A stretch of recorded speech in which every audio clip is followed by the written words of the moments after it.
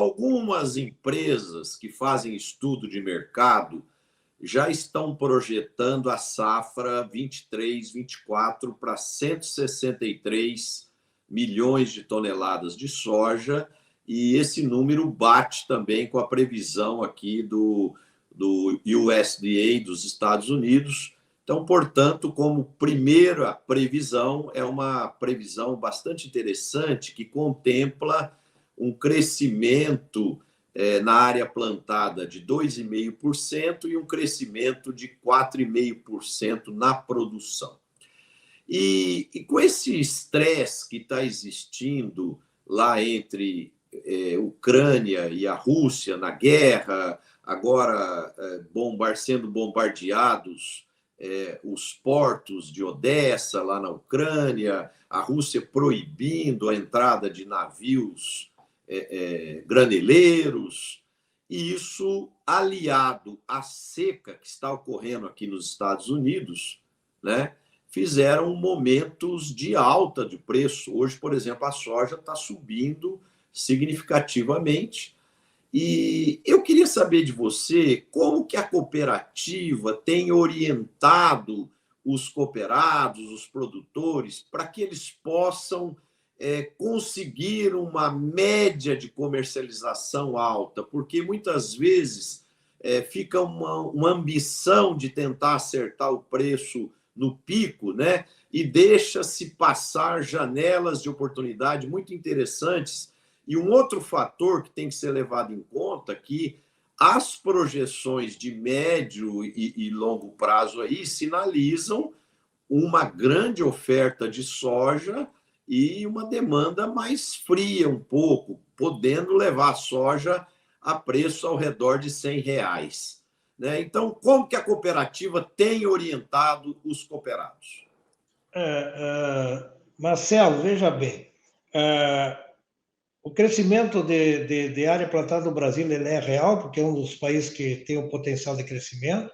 A produtividade é uma coisa que nós temos que buscar cada vez mais para diluir o nosso custo de produção, que ele é muito elevado, para poder ter uma renda final ao nosso produtor. A guerra lá na Ucrânia, agora retomada com essas agressões aí da Rússia, tem elevado, e hoje a gente vê o mercado aí subindo bastante, principalmente o trigo no mercado internacional. Mas com relação à perspectiva, eu gostaria de fazer um comentário. Nós temos aqui um case de um produtor que, em 10 anos, ele paga um arrendamento, uma determinada área, e tem áreas próprias.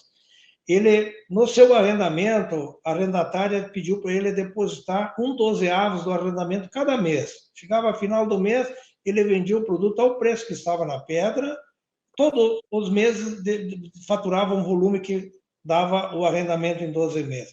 E ele pegou os 12 meses e fez a média. E ele pegou a sua história da média, que ele não fazia média de venda, ele fazia um pouco antes, um pouco depois, tudo no momento. Ele ficou surpreso que a mulher teve um ganho real nos últimos 10 anos muito melhor do que ele, fazendo média de vendas. Então, o que nós temos falado do produtor, veja bem, o ano passado, e veja bem, não é culpa do produtor, não é falta de visão do produtor, nós tivemos nos anos anteriores uma comercialização futura, pegar a área da Codial como exemplo, 35% da área estimada de recebimento. E o produtor vendeu num preço razoavelmente bem. Quando ele foi colher, deu a quebra de safra e os preços caíram lá embaixo. Então, além dele não ter o produto, ele teve que pagar esse diferencial de preço de mercado. Então, ele ficou um pouquinho receoso e acabou esse ano, no último ano, fazendo pouca fixação. E aí ele teve um custo alto e agora um faturamento baixo com preços baixos. Então, o que nós recomendamos, por exemplo, a relação nossa, eu sempre tenho dito, nós temos falado, qual é que é a moeda do produtor? É o grão, é o commodities, é o produto. Então, nós estamos fazendo algumas trocas com o produtor, barter, onde é um momento muito bom de travar o custo de produção, 26 a 28 sacos, com boa tecnologia. Não importa se o soja está 120, 130 ou 200, o que importa é quanto saco ele vai precisar. Então, essa contabilização, a gente fala, trava ao menos o seu custo de produção, depois vai acompanhando o mercado, porque quem falar o que vai ser essa semana o preço, não sabe. está chutando, porque isso é uma incógnita, é uma guerra na Rússia, é uma questão cambial, é algum problema aí no mercado. Enfim, então aqui a gente recomenda, Marcelo, é que o produtor faça uma média dentro de uma razoabilidade que ele tem muito mais chance de ter um preço médio melhor. E esse ano o produtor está fazendo seu travamento, está num momento bom, mas ainda muitos ficam esperando R$ 200 de saco de soja. Isso já passou, talvez um dia volta, mas ele tem que ver que o preço de 200, talvez ele precise mais sacos de soja num momento para fazer o seu plantio do que a 130, 140 que está sinalizando nesse momento. Então, nós recomendamos que o produtor faça uma média comercial, sem exagero, mas sempre lembrando, olhar as tendências, temos a informação de clima, de mercado, mas a gente não pode afirmar, dizer que o produtor faça ou não faça. São orientações que o produtor tem que tomar decisão. Tejon?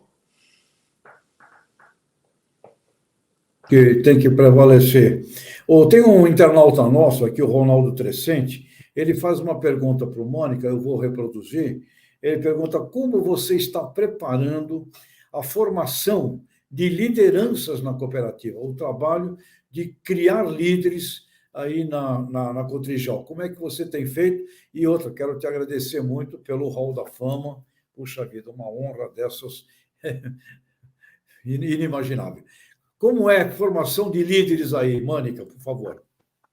Primeiro, Tijão, você não precisa agradecer. Quem tem que agradecer, você é o agronegócio, é o Brasil, pelo que você faz pelo nosso agronegócio, nosso Brasil.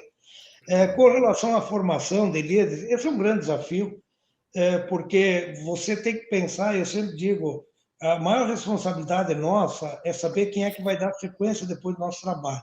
Eu sempre digo que depois de um bom tem que vir um melhor. Então, nós temos um banco de talentos, nós estamos preparando jovens aí com MBA, com curso, dar oportunidades, porque às vezes uma liderança que está num papel mais de gestão, de executivo, ele não dá oportunidade. Nós precisamos dar oportunidade, assim como é na propriedade.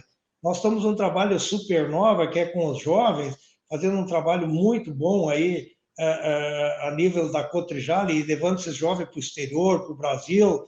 Inclusive, na Fundação Dom Cabral já foram visitar ela também, São Paulo, outras entidades, para formar o jovem que quer ficar no campo, para os pais dar oportunidade, porque eu sempre digo, o pai que não der oportunidade e deixar um patrimônio sem o filho ter um conhecimento, ele tem uma grande chance de se dar mal. Mas se ele convive, ele já sabe o caminho seguir e as dificuldades que vai enfrentar. Então, estamos fazendo um trabalho, não é fácil, primeiro manter o homem no campo, mas o bom é que hoje o campo está mostrando que pode ter renda, porque ninguém fica no campo se não tem renda. O jovem, o produtor precisa ter renda. Hoje ele tem qualidade de vida no campo, ele tem internet, tem comunicação, tem acesso, então hoje está melhor de fazer, mas realmente, e o que nos preocupa é essa juventude, nós temos que estar preparados para também ter uma gestão em cima dessa tecnologia que vem a mil, a inteligência artificial, todos esses mecanismos aí, porque o jovem hoje não é muito de vir na cooperativa, ele quer fazer seu negócio tudo online, ele quer ter tempo para fazer suas festas, enfim, todos esses processos nós sabemos, mas nós estamos sim preocupados e também temos que fazer um trabalho persistente para conseguir preparar a liderança. Tem que ter perfil, tem que ter capacidade, tem que ter ações, atitudes, tem certos requisitos, não pode ser mais o amigo do presidente ou quem fala mais ou fala menos, botar na gestão, principalmente as cooperativas.